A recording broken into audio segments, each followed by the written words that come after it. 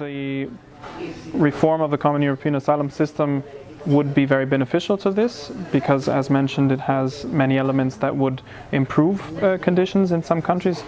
At the same time, more funding would be helpful, and in that regard, the Commission's proposed revamping of the AMIF, the Asylum Migration and Integration Fund. Until now, in the next MFF, the Multi-Annual Financial Framework, it would be the Asylum Migration Fund. So the I has been taken out and moved into the European Social Fund, which is a larger fund, so more money would be available for integration. However, it would be less targeted, and it would.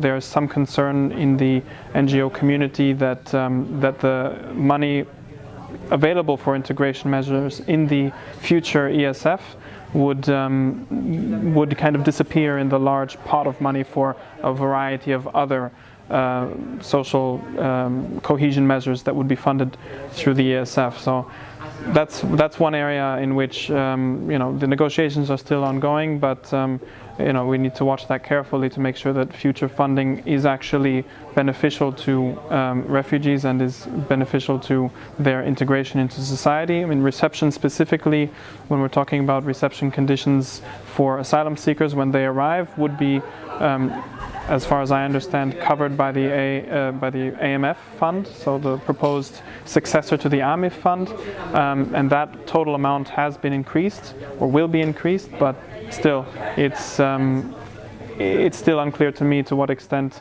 reception conditions would really improve, especially in the current anti-migrant climate that we see across Europe. Another issue, of course, is employment.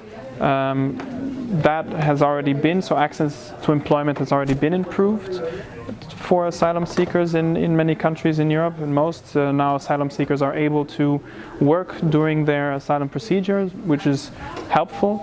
So strengthening that further would be helpful as well, to improve their reception, to allow them to make money for themselves, to feel like they're part of the community, contributing to the local economy, to local society. So strengthening that further would be helpful as well.